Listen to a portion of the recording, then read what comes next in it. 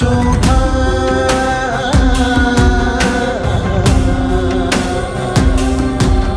Explores.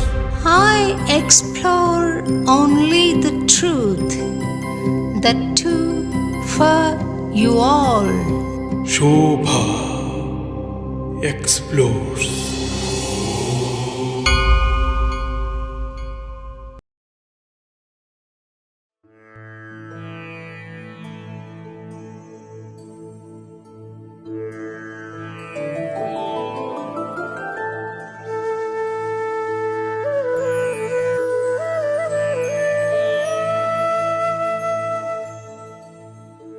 GR educational trust ద్వారా జ్ఞానబోధ చేస్తూ, జిఆర్ ఇంటిగ్రేటెడ్ వేదిక్ అకాడమీ ద్వారా వేద పరిరక్షణ చేస్తూ,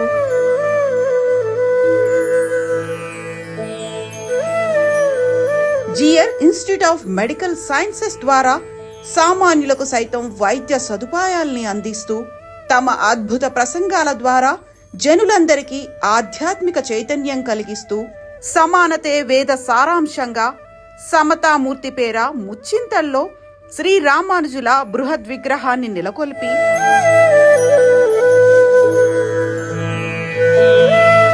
అసహాయులకెంతో ఉపయోగకరమైన కార్యక్రమాలు చేపడుతున్న పూజ్యశ్రీ చినజీయర్ స్వామి వారిని, ప్రఖ్యాత వాగ్గేయకారిణి, గాయని, అన్నమయ్య పదకోకిల, పద్మశ్రీ అవార్డు గ్రహీత డాక్టర్ శోభారాజు గారు పలు ప్రశ్నలు అడిగి ఎన్నో అరుదైన విషయాలపైన స్వామివారిచ్చిన వివరాలను మనకందించారు. జై శ్రీమన్నారాయణ స్వామి. ఈ పాద పద్మాలకు నమస్కారాలు తెలుపుకుంటూ, అనేక దాసోహాలు సమర్పించుకుంటూ ఈ కార్యక్రమాన్ని ప్రారంభిస్తాం స్వామి. నేను ఇంతవరకు ఇటువంటి కార్యక్రమం ఎప్పుడూ చేయలేదు స్వామి. తొలిసారిగా ఇటువంటి కార్యక్రమం తలపెట్టాము. అయితే ఇది ఒక మీ పరిచయంతో, మీ ఇంటర్వ్యూతో ప్రారంభం కావాలని సంకల్పం చేసుకుని 13వ తారీఖున మిమ్మల్ని అభ్యర్థించడం, మీరు దయతో అంగీకరించడం జరిగింది. ఇది మహదాశీర్వాదంగా భావించి ప్రారంభిస్తాను స్వామి. తప్పులుంటే క్షమించమని చెప్పి కూడా కోరుతున్నాను స్వామి. అది 78, 79 అనుకుంటాను స్వామి. తొలిసారిగా విజయవాడ సత్యనారాయణ స్వామి టెంపుల్లో అన్నమాచార్య కీర్తనలు పాడడానికి వచ్చాను. సత్యనారాయణపురం శివ విష్ణు టెంపుల్. 80 బాగా గుర్తుంది స్వామి. 1980 అంటే మీ ఆశ్రమం తీసుకుంది 80లో.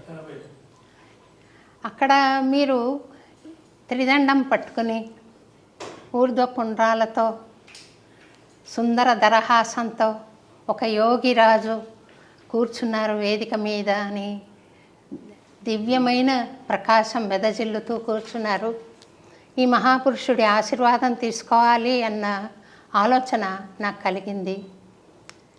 వయస్సులో సరిసమానమైన స్వామి, మీ పట్ల నాకు ఒక పితృభావన, గురుభావన ఉన్నాయి స్వామి. అలా అనిపించింది నాకు ఆ రోజు చూసినప్పుడు. మీ వయసు చూస్తే 20, 21 ఆ ప్రాంతంలోనే ఉంది. మరి ఆ వయస్సు యువకుల్ని గమనిస్తే వాళ్లను ఈ హార్మోన్స్ ఎంతో కలవరపెడుతూ ఉంటాయి. ఆ వయసులో చాలా ఇబ్బంది పడుతూ ఉంటారు. మీరు ఆ మార్గం వైపు ఎలా ప్రయాణించగలిగారు? రెండోది,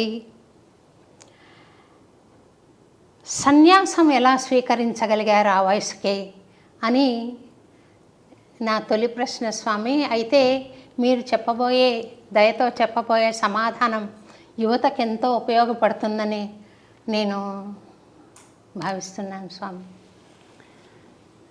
1975వ సంవత్సరం దాకా మేము చదువుకునేటువంటి రోజుల్లో ఏవో అక్కడక్కడ చిన్న చిన్న కార్యక్రమాలు చేస్తూ, ఉద్యోగం లాంటివి చేస్తూ, ఒక రకమైనటువంటి రేషనల్ ఆలోచన ధోరణితోటి మేము ఉండేవాళ్ళం.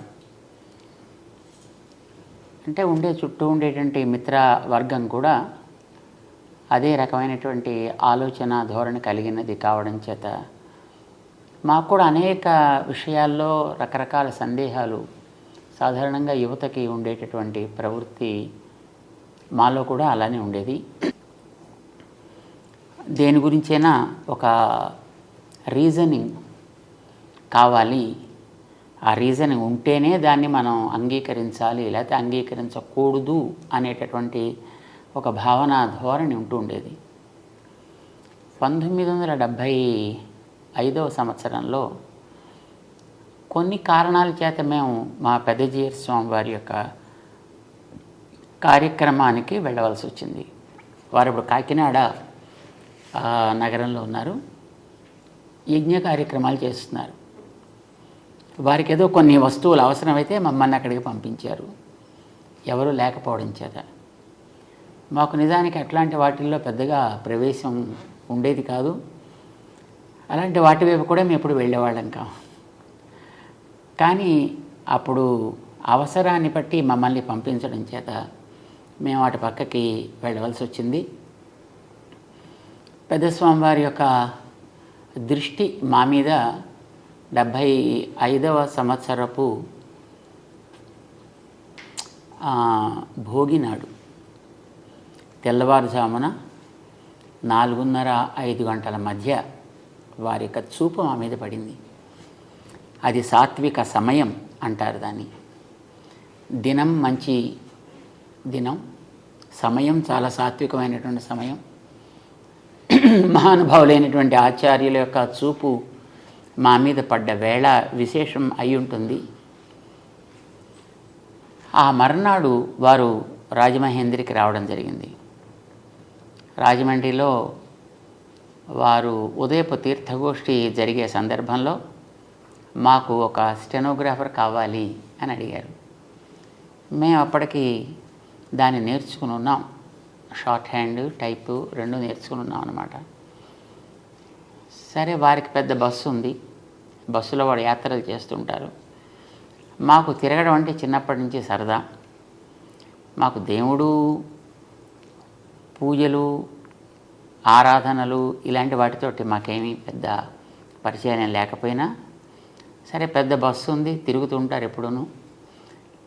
కనుక మనకి వీరితో పాటు ఉన్నట్టయితే మనం కూడా హాయిగా అన్నీ తిరగచ్చు, చూడవచ్చు అనే కోరికతోటి వారు అడిగినటువంటి ఆ స్టెనోగ్రఫీ మాకు వచ్చును, మీరు కావాలంటే నేను ఆ బాధ్యతను తీసుకుంటాను అని వారిని అడగడం జరిగింది. ఆ సందర్భంలో వారు కొంచెం ఆలోచించి, అయితే మీ అమ్మగారి పర్మిషన్ తీసుకుని రావాలి అని చెప్పారు. అమ్మగారిని అడిగాం మేము.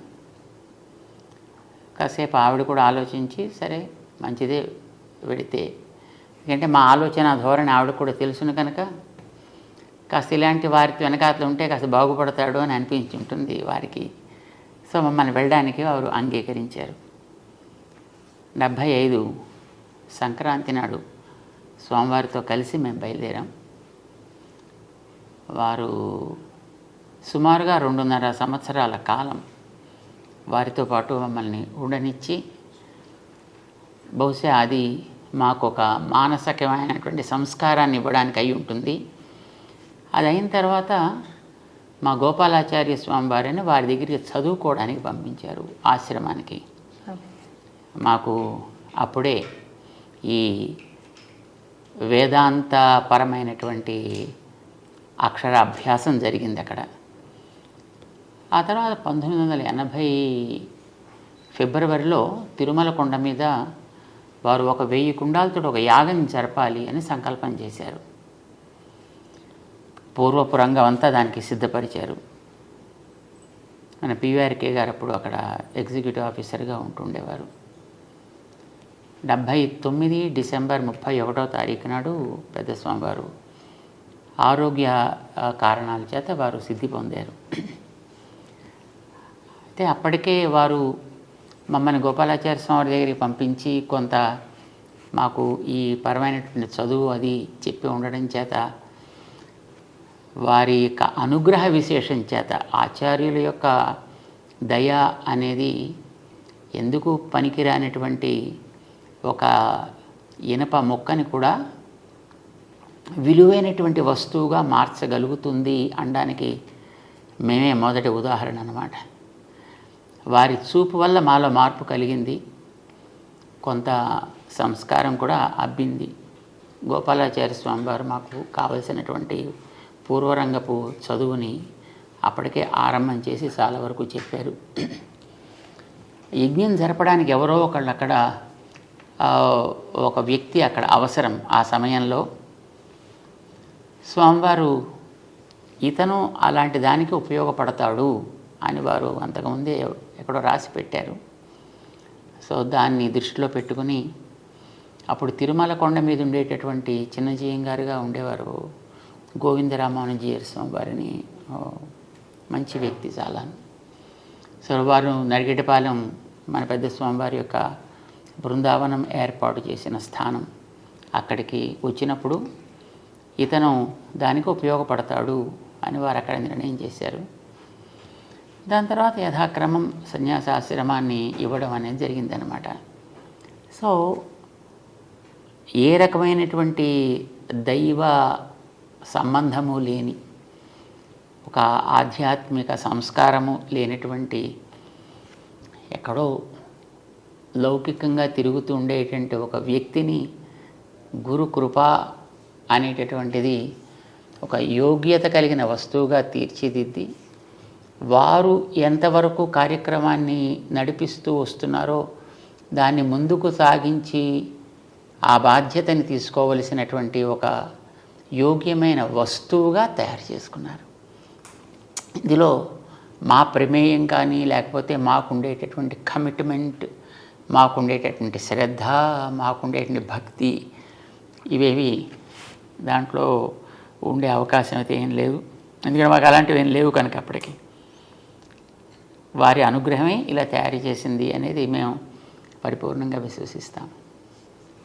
మా పైన మీరు కూడా అటువంటి దయ ప్రసరించండి స్వామి. మీరే మీ గురించి అర్హత లేదు అని చెప్పుకుంటుంటే మా బోటి వాళ్ళు ఎలా భావించాలో అర్థం కావట్లేదు స్వామి. మీరు దయించి మీ కరుణ, మీ దయ అందరిపైన ప్రసరింపజేసి అందరూ పనికి వచ్చే మనుషులుగా తీర్చిదిద్దాలి మీరు అని మనస్ఫూర్తిగా నేను కోరుకుంటున్నాను స్వామి. తర్వాత స్వామి, అమ్మగారు ఆశ్రమంలో నేను చాలాసార్లు అమ్మవారి దర్శనం కూడా చేసుకున్నాను.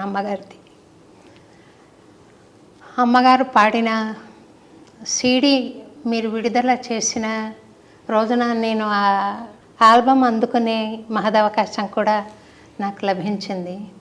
అందులో ఒక పాట, పాల బుగ్గల పసిడి వెన్నెల చిన్నారి ఓ నాన్న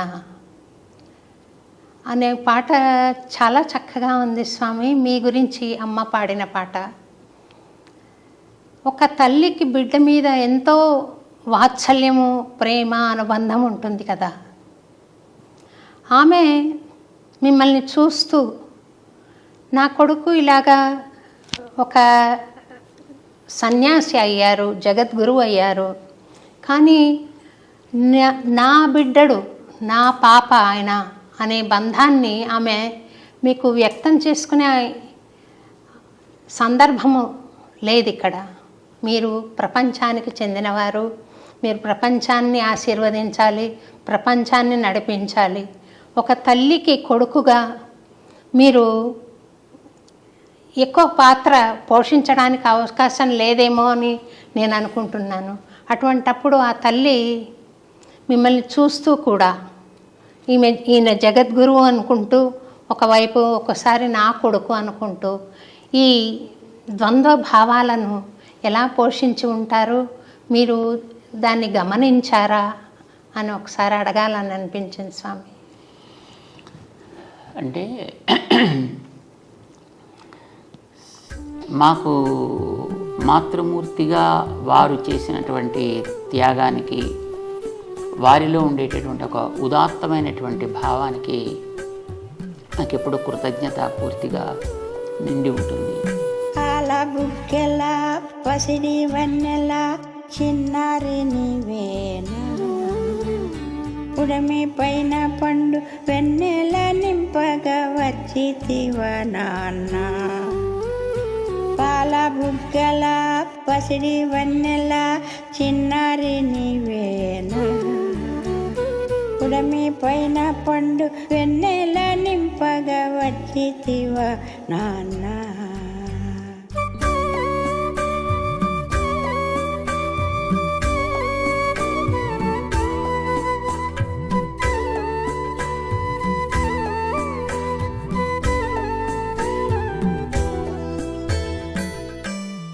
ఒకటి, వారు ఆశ్రమాన్ని స్వీకరించడానికి అంగీకరించగలగడం.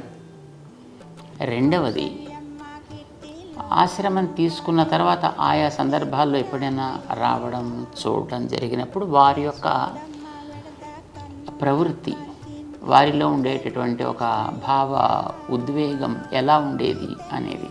సో ఇవి రెండు అంశాలు ఇందులో.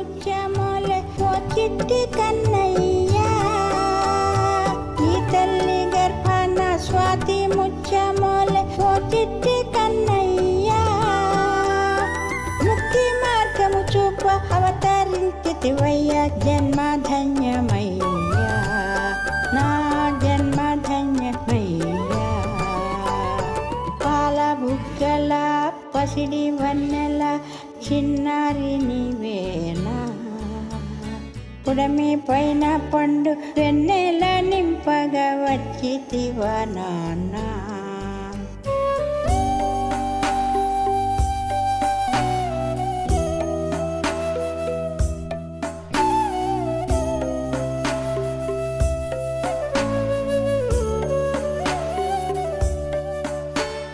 మొట్టమొదట పెద్దజీయర్ స్వామివారు అంటే మాకు ఆశ్రమాన్ని ఇలాగా తీసుకొచ్చినటువంటి మా గురువుగారు. వారే మా అమాతృమూర్తికి కూడా ఆచార్యులు. వారే పంచ సంస్కారాలు చేసి మంత్రార్థాలని ఉపదేశం చేసిన వారు. ఒకసారి 1976-77 సమయంలో అన్నమాట, మేము ఇక్కడ సికింద్రాబాద్లో లక్ష్మీనారాయణ స్వామి సన్నిధిలో పెద్ద స్వామివారు వేయించేసి ఉండే సందర్భంలో వారు అమ్మగారు అక్కడ ఉండేటప్పుడు వారిని అడిగారు, మేము ఇతన్ని ఈ మార్గంలోకి తీసుకోవడానికి మీకేమైనా అభ్యంతరమా అని అడిగారు. సర్వము నిండిన వాసుదేవుని తలచు శ్రీసుకుని ఓయేమో, రామనామము వినగా రోమాలు పులకించు హనుమయ్య ఓయేమో, కలిబలము నడతగా జైత్రయాత్రలు చేయు రామానుజునివేమో, కలిబలము నడతగా జైత్రయాత్రలు చేయు రామానుజునివేమో. ఎవరైనా కానిమ్ము నా సంపత్పుత్రుడ చల్లంగా వర్ధిల్లు, నీవెవరైనా కానిమ్ము నా సంపత్పుత్రుడ చల్లంగా వర్ధిల్లు. అయితే వారు ఆచార్యులుగా ఈ రకమైనటువంటి ప్రశ్న వేసినప్పుడు ఆవిడ నాకైతే మీరేది మంచిది అని అనుకుంటే ఆ మార్గంలో మీరు నడిపించడానికి మీకు అన్ని అధికారాలు ఉన్నాయి కనుక మీ ఆజ్ఞ మాకు శిరోధార్యము అని ఆవిడ అంగీకారాన్ని తెలియజేశారు. ఇది మొదట. రెండవది, చదువుకోవడానికి లౌకికమైనటువంటి చదువులతో అంతకుముందు ఉండేటటువంటి ఏదో చిన్న చితుకు ఉద్యోగాలు చేస్తుండేటువంటి ఒక వ్యక్తి అది కూడా వదిలిపెట్టేసి ఇలాగ వెంట వెళ్ళాలి అని అడిగినప్పుడు ఆవిడకి అనిపించి ఉంటుంది, బహుశా ఇలా వెడితేననే ఈ పిల్లాడు బాగుపడతాడు అని అనిపించి ఉంటుంది ఆవిడకి. అందుకోసం వెళ్ళమన్నారు. అలా వెళ్ళమని అనగలగడం అనేది ఒక మహోపకారంగా మేము భావిస్తాం. ఇక మూడవది, వారు పెద్ద స్వామివారు సిద్ధి పొందిన తర్వాత ఈ ఆశ్రమాల్లోకి ఇంకా నిజంగా ప్రవేశించాలి అని అనుకున్నప్పుడు ఆవిడ మనస్ఫూర్తిగా ఆశీర్వదించి ఆచార్యుల యొక్క సంకల్పాన్ని చక్కగా నెరవేర్చాలి, దిగంతాలకి వ్యాపింప చేయాలి. ఇదే ఆశీర్వచనం చేశారు ఆవిడ. పసిడి వన్నెల చిన్నారి నీవేనా, పుడమి పైన పండు వెన్నెల నింపగా వచ్చితివా నాన్న.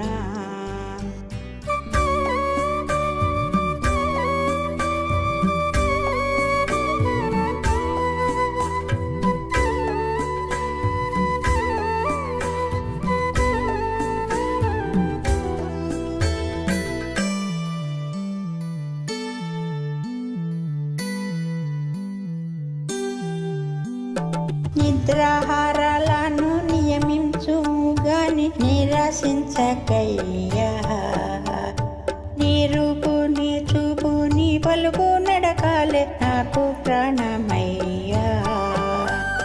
దాసురాలను కాదే అది వారిలో ఉండేటువంటి ఔదార్యం.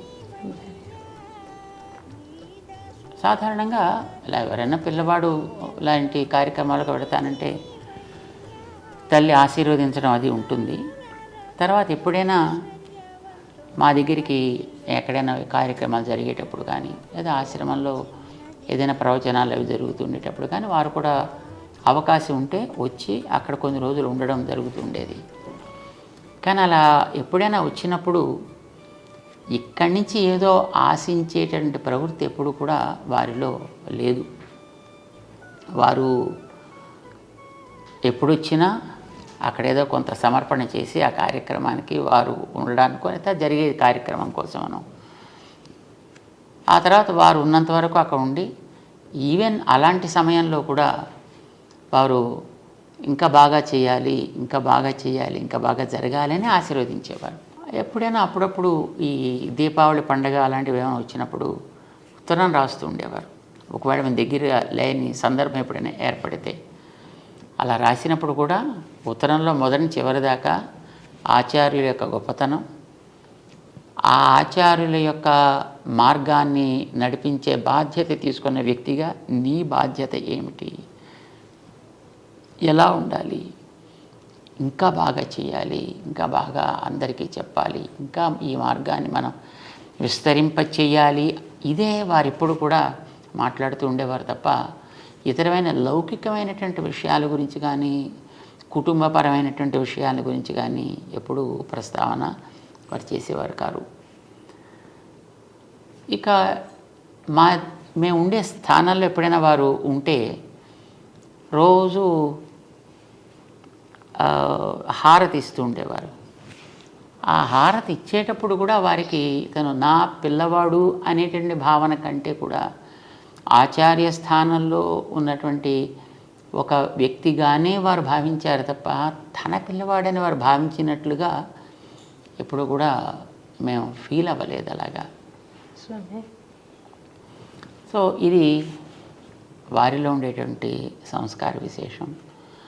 వారు ఆ రకంగా మాకు ప్రోత్సాహాన్ని జరిగే కార్యక్రమాల్లో ఇంకా బాగా జరపాలి అని ఎప్పుడు ఇస్తుండేవారు. చేత మేము కూడా ఎప్పుడు ఏ రకమైనటువంటి ఇతర ఆలోచన చేయాల్సిన అవసరం వారు కలగనివ్వలేదన్నమాట.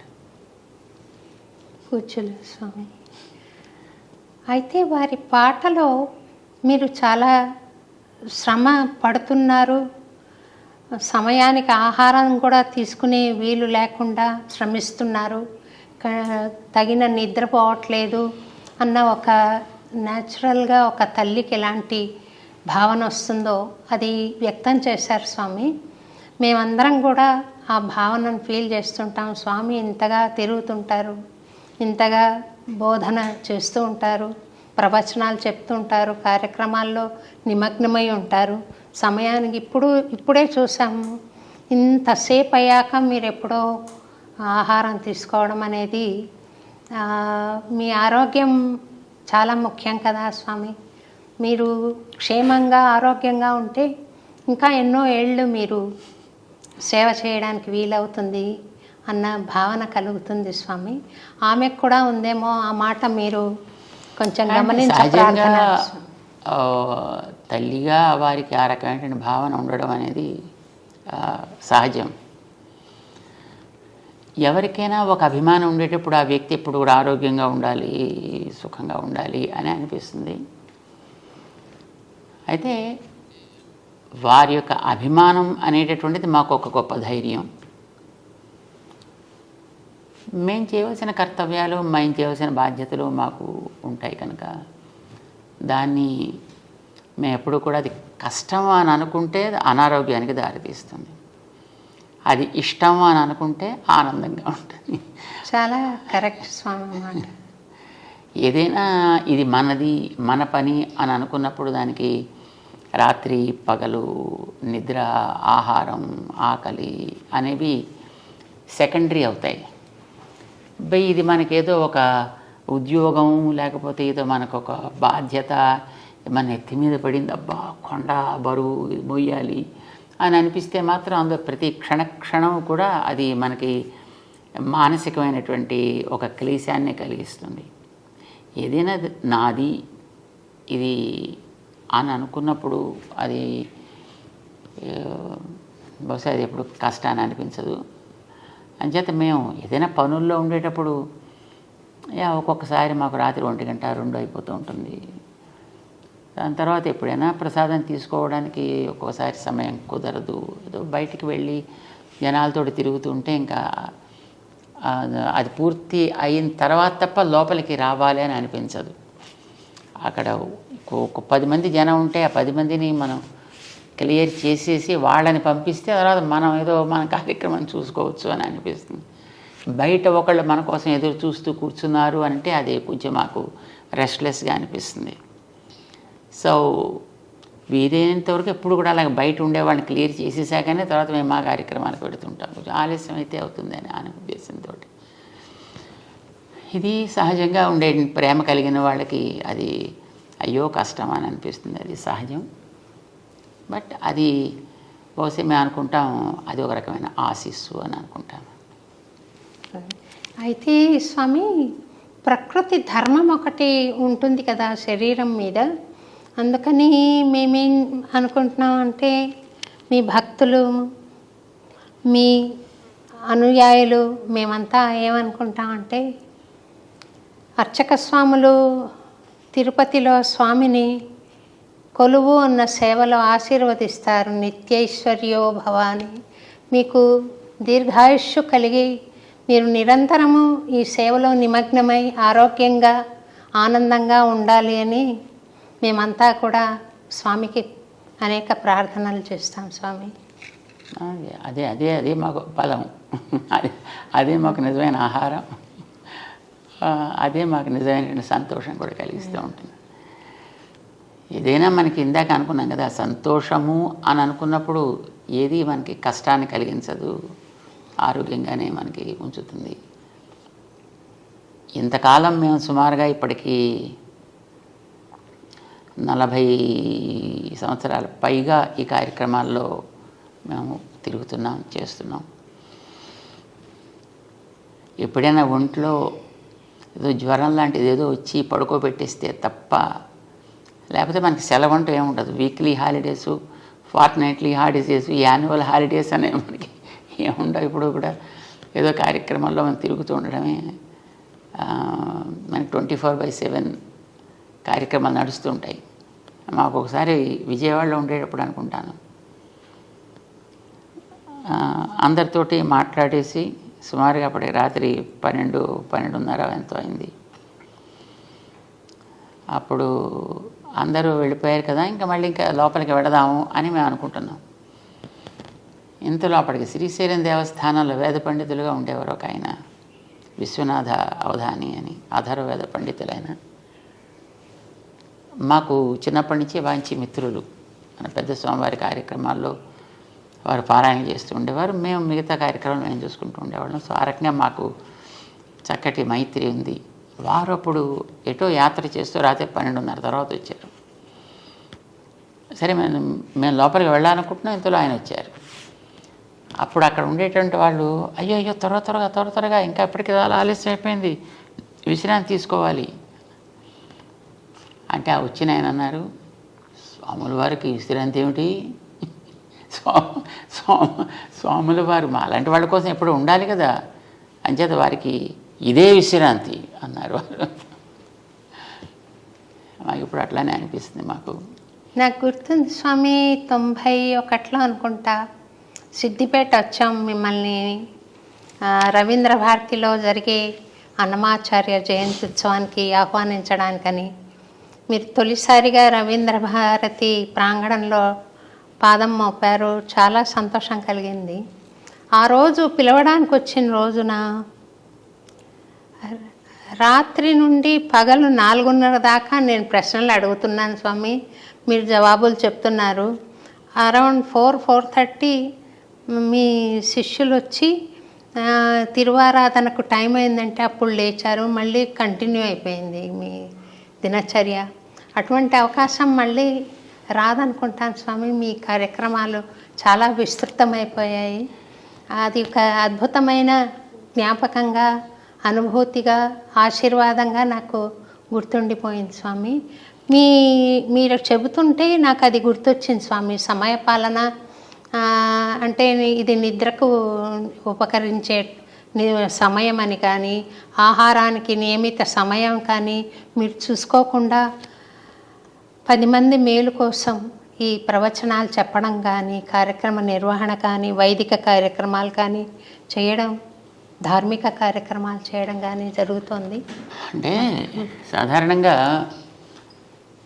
ఈ ఏదో ఉదయం బ్రేక్ఫాస్ట్ ఇన్నింటికి, లంచ్ ఇన్నింటికి, స్నాక్స్ ఇన్నింటికి, డిన్నర్ ఇన్నింటికి, ఎగ్జాక్ట్గా పడక ఇన్నింటికి, లేవటం ఇన్నింటికి అని అలా పెట్టుకుంటారు అనుకోండి. అలా వెరీ స్ట్రిక్ట్గా పాటించాడు కొందరు ఉంటారు.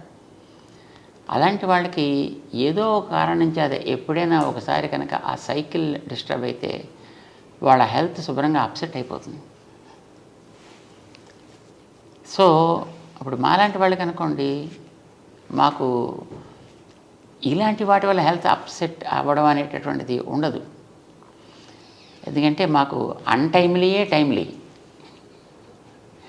ఎప్పుడు పడుకోవడం అనేది ఒక్కొక్కసారి మేము 3ంటికి పడుకుంటాం అనుకోండి, మళ్ళీ పొద్దున్న 5ంటికి కార్యక్రమం ఉందంటే మళ్ళీ మేము వెంటనే లేచి మళ్ళీ పరిగెట్టాల్సి వస్తుంది. సో అప్పుడు మరి నిద్ర ఎక్కడ పోతారు? బాడీకి నిద్ర కావాలి కదా. అంటే ఇలా మాట్లాడుతూనే ఒక్కోసారి నిద్రపోతుంటాం, నడుస్తూ నిద్రపోతుంటాం. మీకు ఏదైనా యోగ సూక్ష్మం తెలుసేమో అని నేను అనుకుంటున్నాను స్వామి. మనకంటూ ఏది ఉండదు అని అనుకోవడం యోగ సూక్ష్మం. మనం ఉండేది సమాజం కోసం. సమాజం అనేది దైవ స్వరూపం అని మేము భావిస్తాం. భగవంతుడి యొక్క దివ్యమంగళ విగ్రహమే ఈ సమాజం అంతా, ఈ ప్రపంచం అంతా. మనం దాంట్లో ఉన్నాము అని అంటే మనం భగవంతుడి కోసం ఉన్నామని అర్థం. మనం దాంట్లో పనిచేస్తున్నాం అంటే భగవంతుడి సేవలో ఉన్నాము అని అర్థం. సో అల్టిమేట్లీ ఎప్పుడైనా చేరాల్సింది అక్కడికే కదా. అది మనం ఇక్కడ ఉండగా చేయగలుగుతున్నాము అనే భావన మనకి కలిగితే I think that becomes a very very tremendous yoga. That it self is a great yoga. భగవద్ రామానుజుల వారు విశిష్టాద్వైత సిద్ధాంతాన్ని ప్రపంచించారు కదా స్వామి. ఆ సిద్ధాంతం యువతకు అర్థమయ్యే విధంగా క్లుప్తంగా మనం ఏమైనా చెప్పడానికి మీరు ప్రయత్నం చేస్తారా? యాక్చువల్లీ మేము చెప్పేదంతా అదే. ఇప్పుడు ఈవేళ యువత చేసే పని ఏమిటి? వైజ్ఞానికంగా ముందుకు సాగడం. విజ్ఞానం యొక్క గోల్ ఎలా ఉంది ఇప్పుడు ఈ రోజుల్లో?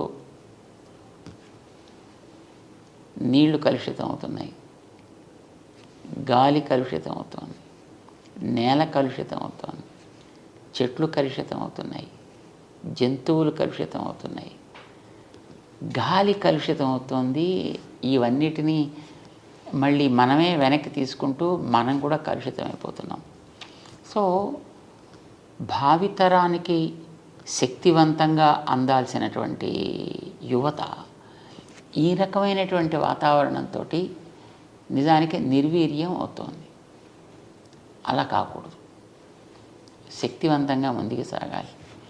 ముందుకు సాగాలంటే నీళ్ళని కలుషితం కాకుండా చూసుకోవాలి, నేలని కెమికల్స్ తోటి పాడవకుండా చూసుకోగలగాలి, చెట్లు చేమలు లాంటి వాటిని వాటి యొక్క సహజతని కోల్పోయి అవి ఎందుకు పనికిరానివి అవ్వకుండా ఉండేట్టుగా చూసుకోవాలి. ప్రతి ప్రాణిని ఇప్పుడు ఈవేళ మనం ఏదైతే ఈకో ఫ్రెండ్లీ అని అంటున్నాం మనం, లేదా న్యాచురల్ వే అని అంటున్నాం.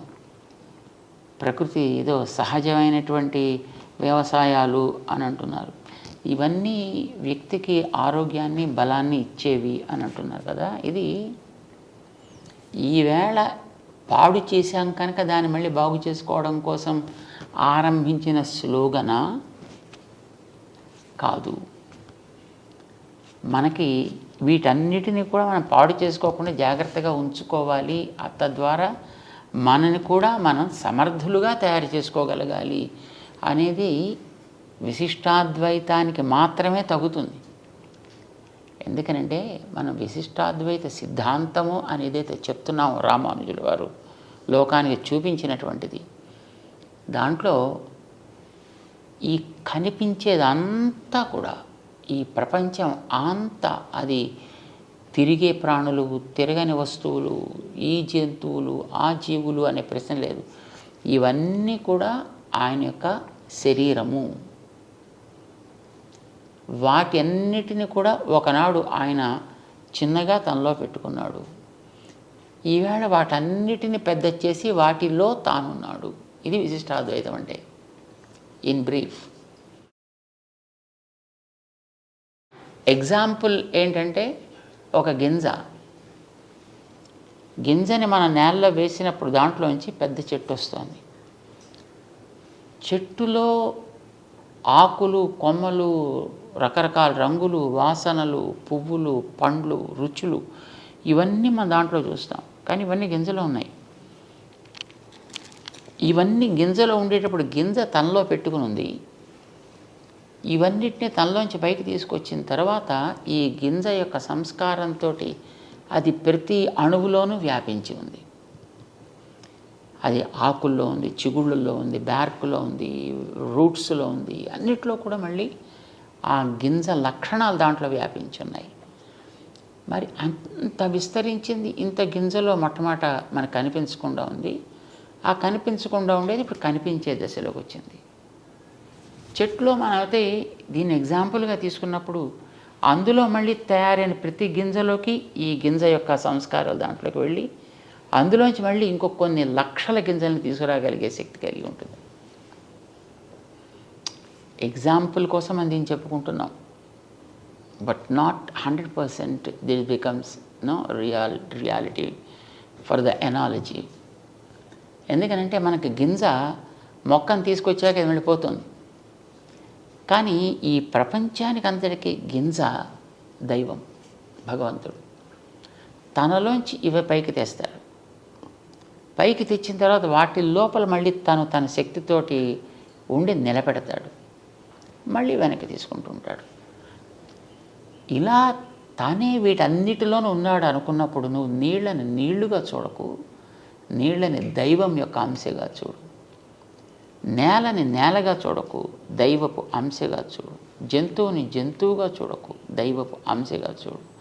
నిన్ను కూడా నువ్వేదో మనిషివి అని అనుకోకయా, దైవం యొక్క అంశగా నిన్ను భావన చేసుకో. సో ఈ భావన నీలో కలిగితే మన చుట్టూ ఉండేటువంటి దేన్ని మనం నాశనం చెయ్యం. అన్నిటిని జాగ్రత్తగా చూసుకోవాలని అనిపిస్తుంది, అన్నిటినీ ప్రేమించాలని అనిపిస్తుంది, దేన్ని ద్వేషించాలనిపించదు. ఎక్కడ లోపం ఉన్నా సరి చెయ్యాలనిపిస్తుంది. మంచిగా ఉండేదాన్ని చూస్తే ఈర్ష్య కలగదు, ఆనందం కలుగుతుంది. ఇప్పుడు యువతకు కావాల్సింది అది కదా. యువత నేను, నాది, నా కోసం ఇలా పెరుగుతోంది. ఇప్పుడు విజ్ఞానం పెరుగుతున్న మాట వాస్తవం. కానీ ఈ విజ్ఞానానికి పంచుకోవడం అనేటటువంటిది పోయింది.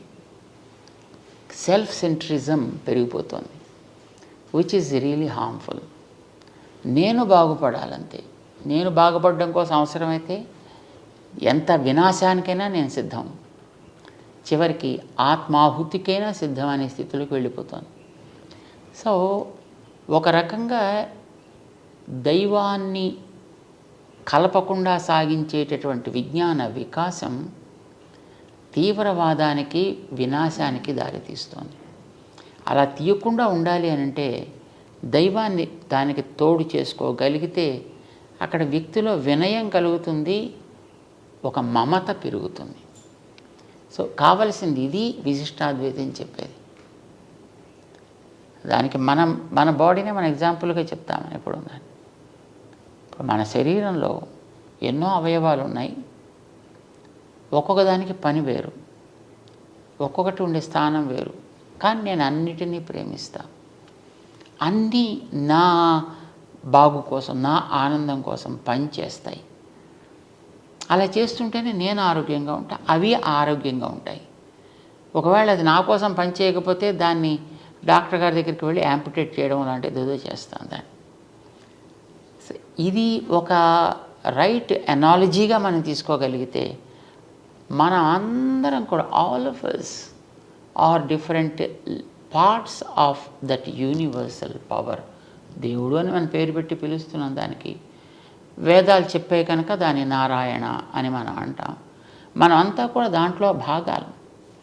చెట్లు, నీళ్లు, నిప్పులు, గాలి, జంతువులు అన్నీ దాంట్లో భాగాలే. కనుక దేన్ని కూడా మనం అనాదరించడానికి వీల్లేదు, దేన్ని కూడా అబ్యూస్ చేయడానికి వీల్లేదు. ప్రతిదాన్ని జాగ్రత్తగా చూసుకోవాలి, ఒకదానితో ఒకటి తోడుపడగలిగేటట్లుగా ఉండాలి అనేది విశిష్టాద్వైతపు సారాంశం. అంచేత మనకి కనిపించే ఇదంతా వేరు, నేను వేరు కాదు, అది కూడా నాతో ఒక భాగం, నేను కూడా దాంట్లో ఒక భాగాన్ని. ఇది మన యువతలో కనుక కలగలిగితే ఐ థింక్ సెల్ఫ్ డిసిప్లిన్ ఒకటి ఏర్పడుతుంది వ్యక్తుల్లో. రెండవది ఏ టెండర్నెస్ ఇన్ ద హార్ట్, హృదయ స్పంది అవ్వగలిగేటువంటి భావనాధార బయలుదేరుతుంది. ఇది సాగాలి. ఇది ఎంతెంత సాగితే ఆ ప్రవాహం కింద ఉండే అంతరాలన్నీ కూడా కవర్ అయిపోతాయి. ఇప్పుడు నీటి ప్రవాహం పెరిగితే నేల మీద ఉండే హెచ్చుతగ్గులన్నీ కూడా కనిపించకుండా పోయినట్టుగా వ్యక్తిలో ఉండేటటువంటి ఈ దైవీ భావన యొక్క ప్రవాహం ఎంత పెరిగితే ఈవేళ మన సమాజంలో జాతులు, కులాలు, మతాలు, పేర్లతో కలిగే అంతరాలన్నీ నశిస్తే నిజంగా అప్పుడు ఎంత అద్భుతమైనటువంటి సమాజాన్ని మనం తయారు చేసుకోవచ్చు. ఇలా తయారు కావడానికి విశిష్టాద్వైతం ఒకటే మనకి దారి చూపించగలిగేది. దీన్నే మనం అర్థం చేసుకోవడమే ప్రయత్నం చేయాలి. యువతకి దీన్ని అందుకోగలిగేటువంటి రుచి కలిగించాలి. ఈ రుచి, దీనికి సైంటిఫిక్ ప్రాసెస్ ఉందా లేదా అనేటటువంటిది ఒక జనరల్ ఆలోచన. సో మేమంటాం, ఇప్పుడు టెంకలోంచి చెట్టు వస్తుంది, నీకు సైన్స్ ఎందుకు దానికి, ఎవరికి కావాలి దానికి ఫిలాసఫీ ఎందుకు దానికి, తీసుకెళ్ళి టెంక నేల బారిస్తే కొన్ని రోజుల తర్వాత ఆటోమేటిక్గా దాంట్లో నుంచే మొలక వస్తుంది. సో ఈ సిద్ధాంతాలని మనం ఏదో ఒక రకంగా చదువు ద్వారా కావచ్చు, లేదు వాడికి వినగలిగేటటువంటి ఏదో ఒక మార్గం ద్వారా వాళ్ళ చెవుల్లో కనుక మనం దీన్ని వేయగలిగితే క్రమంగా ఒకనాటికి అది మొలకెత్తి మహామానై పెరగచ్చు. చాలా బాగుంది స్వామి. ఆ మంచి రోజు వస్తుందని ఎదురు చూద్దాం స్వామి. తప్పకుండా రావాలి కదా, అది రావాలి. నేను ఒకసారి నాకు రాఖీ తమ్ముడు అక్కడ ఉన్నాడు స్వామి. వాడి పెళ్లి చూపులకు వెళ్ళాను. ఆ అమ్మాయిని తీసుకొచ్చారు. వాళ్ళ ఇంట్లో ఒక అరలో ఎర్ర మూట, ఒక పెద్ద మూట ఉందన్నమాట. నాకు దాని మీద ఆశ్చర్యం కలిగింది. ఏమిటి పూజా మందిరంలో ఆ మూట అని అడిగాను. అది భగవద్గీత అండి అన్నది. చదువుతావా నువ్వు అని అడిగితే లేదు పూజ చేస్తాము అన్నది. అలాంటి యువత మనకున్నారు స్వామి. అది పూజకు యోగ్యమే అనుకుంటారు, కానీ అది అర్థం చేసుకుని ఏంటి అందులో ఉంది అని ఆలోచన చేసే యువత లేదు కదా. మరి ఇటువంటి తత్వాన్ని మనం వాళ్ళకి చెప్పాలి అని అంటే మీరు స్టెప్ 1, స్టెప్ 2, స్టెప్ 3, స్టెప్ 4 అలా ఏదైనా ఒక చిన్న సాధన యువతకి ఈ సందర్భంగా మీరు ఒకసారి దయచేయగలుగుతారా? దయచేసి చెప్పండి. మీరిచ్చిన ఆ దృష్టాంతంలో పూజా మందిరంలో ఎర్రటి మూట ఒకటి, ఇంకా అది మనకి తెలిసినా అదేమిటో తెలియకపోయినా దాన్ని బయట పారేయకుండా అట్టే పెట్టని సంతోషించాలి మనం. కరెక్టే స్వామి. వస్తువు అంటూ అక్కడ ఉంటే ఇవాళ కాకపోతే రేపటికైనా దాన్ని వాడుకోగలిగేటువంటి అవసరం తప్పకుండా వస్తుంది. సాధారణంగా అనుకున్న పనులు అనుకున్నట్టుగా సాగుతూ ఉన్నంత వరకు ఎవ్వడికీ కూడా దైవాన్ని గురించి ఆలోచించాల్సినటువంటి సన్నివేశం ఎదురవ్వదు. ఎప్పుడైనా జీవితంలో ఎదురు దెబ్బ తగిలినప్పుడే ఆలోచన ప్రారంభమవుతుంది. నేను ఏమిటి, ఎందుకు నాకు ఇలా ఎదురు దెబ్బ తగిలింది, నాకు అన్ని సౌకర్యాలు ఉన్నాయి, అన్ని వసతులు ఉన్నాయి, అన్ని వనరులు ఉన్నాయి, అన్నిటిని వాడుకోగలిగే శక్తి నాలో ఉంది, అయినా ఎందుకు ఇది ఫెయిల్ అయింది? ఈ ఆలోచన మనిషిలో వచ్చినప్పుడే జిజ్ఞాస అంటాం కదా, ఇది కలిగినప్పుడే నిజంగా మనిషికి మనం అర్థం కావాల్సిందేదో ఇవ్వగలుగుతాం. అది కలగనంత వరకు మనం ఏమి ఇచ్చినా వాడు అంటూ ఇలా ఏదో పక్కన మొహం పెడుతూ చూస్తుంటాడు తప్ప మనకేసి అది అందుకునేటువంటి ప్రయత్నాన్ని అతను కనిపించనివ్వడు. సో వ్యక్తుల్లో కనీసం ఇలాంటి మన ప్రాచీన గ్రంథాలనో మరొకదాన్నో కంటికి కనిపించకుండా చేసేద్దాం అని అనుకోకుండా కనీసం ఇంట్లో అట్టే పెట్టుకుందాం అని అనిపించిన that it self is the first step they have achieved, we can say. వాళ్ళు సగం దాంట్లో వచ్చేసినట్టే. ఇక రెండవది, అందులో ఏముందో కంటెంట్లోకి వెళ్ళాలి అని అంటే it should be given in there language. మీరు సాధారణంగా ఈ రోజుల్లో ఉండే పిల్లలందరినీ చూస్తే అంతా ఇంగ్లీష్ మీడియం స్వామి. అంత ఇంగ్లీష్ మీడియం. తెలుగులో అసలు మన గవర్నమెంట్లే అంగీకరించట్లేదు చదువుని. ఇంగ్లీష్ భాష వాడికి రావాలని తల్లిదండ్రులకు ఉంటుంది, నేను ఇంగ్లీష్లో మాట్లాడాలని వాడికి అనిపిస్తుంది. నోరు విప్పితే అన్ని అబద్ధాలే కావచ్చు, కానీ వాడు ఆ అబద్ధాలని ఇంగ్లీష్లో చెబుతుంటే అబ్బా అబ్బా అబ్బా అబ్బా అని చాలా వినబులుగా ఉంటాయన్నమాట. సో ఇంగ్లీష్లో అందుకుంటే వాడికి అదేదో నేను గొప్ప పని చేస్తున్నాను అని అనిపిస్తుంది. ట్రెండ్ అదే క్రమంలో ఉండేటప్పుడు మనం అందించదలుచుకున్నటువంటి అంశాలను కూడా మనం ఆ భాషలో కొంతవరకు అందించే ప్రయత్నం చేస్తే పర్లేదు మన భాషే కదా, అత్యత బహుశా ఇందులో మనకు ఉపయోగించేది కూడా ఏదైనా ఉందేమో అనే ఆలోచన వాళ్ళలో రావడానికి మనం అవకాశం కల్పించిన వాళ్ళు అవుతాం. సరే, చదివిన తర్వాత వాడికి అది పూర్తిగా అర్థమవుతుందా, ఆచరించగలుగుతాడా అనేది that's altogether a different thing. At least దాంట్లోకి వెళ్ళి దాన్ని చదవాలి అని అనిపించాలన్నా వాడికి అందుబాటులో అర్థమయ్యేటట్టు ఉండేటువంటి పాట కింద దాన్ని మలచాలి. ఇప్పుడు చూడండి, మనం ఉత్తరాదికి వెళితే తులసీదాస్ రామాయణాన్ని అందరూ చదువుతుంటారు, ఆల్మోస్ట్ అందరికీ వచ్చి ఉంటుంది. వాళ్ళ భాషలో ఉండడం చేత వాడికి త్వరగా నేర్చుకోవడానికి ఒక ఉత్సాహం వాళ్ళ కలిగిస్తుంది. వాళ్ళకి అర్థమయ్యే భాషలో వస్తే బాగుంటుందని అనిపిస్తుంది. అలా ఉంటే చదువుతాడా లేకపోతే ఇంకో భాషలో చదవకూడదా అనేది ప్రశ్న కాదు. జనరల్గా అనిపించేటువంటి పద్ధతి నా భాషలో అర్థం కావాలి. మరి పిల్లలంతా ఇంగ్లీష్ మీడియంలో ఉండేటప్పుడు మీ గ్రంథాలు మీరు తెలుగులో ఇస్తారంటారు అనుకోండి, దాని రీచ్ ఉండదన్నమాట. ఇది మనకి నిజానికి ఉత్సాహం జనాల్లో కలిగించాలంటే ఆ వాతావరణాన్ని మనం క్రియేట్ చేసి దాన్ని చక్కగా పొద్దున్నే రోజు శుద్ధి మనమే దాన్ని ఎలా చేసుకోవాలో చెప్పి, ఇది కనుక మనం చేయగలిగితే యువతలో అర్థం చేసుకోగలిగే అవకాశం ఏర్పడుతుంది. మీరు తెలుగులో ఉందనుకోండి, లేదా సంస్కృతంలో ఉందనుకోండి, లేదా తమిళంలో ఉందనుకోండి, లేదా ఇంకో భాషలో ఉందనుకోండి, దానివైపు వెళ్ళేటువంటి యువత, అర్థం చేసుకునేటువంటి యువత పర్సంటేజ్ ఉండొచ్చు, కానీ చాలా తగ్గిపోతుంది. ఏదైనా వాళ్ళ భాషలో మనం అందించగలగడం అనేటడం చాలా ప్రధానం. మన దేశంలో ఇప్పుడు అన్ని భాషలు ఉంటున్నాయి కనుక అన్నిటి లోపలికి డీటెయిల్స్లోకి వెళ్ళకపోయినా మీకు ఒక 5-6 లాంగ్వేజెస్ మీరు సెలెక్ట్ చేసుకోండి, అంతవరకు దాన్ని దాంట్లో ఇవ్వండి. వాడికి డౌట్ రాదు కదా, సో ఇది మనకి యువతకి ఇచ్చేటటువంటి విధానం ఎప్పుడు కూడా వాళ్ళ భాషలో ఇవ్వడం అనేది చాలా అవసరం. రెండవది, వాళ్ళలోంచి మనం ఒకళ్ళిద్దరిని పికప్ చేసుకుని వాళ్ళ ద్వారా వాళ్ళకి అందడం కూడా చాలా ఇంపార్టెంట్. అలా ఇవ్వగలిగితే కూడా వాళ్ళలో చాలా త్వరగా దాన్ని అర్థం చేసుకోగలిగే స్థితి ఏర్పడుతుంది. నవేడేస్ ఆల్సో యువతలో కూడా చాలా బుద్ధిమంతులైనటువంటి పిల్లలు ఉన్నారు, చక్కగా గౌరవించేటువంటి వాళ్ళు, మంచిగా దాన్ని పైకి తీసుకువెళ్ళాలి అనుకునేవాళ్ళు లేకపోవడం అయితే లేదు.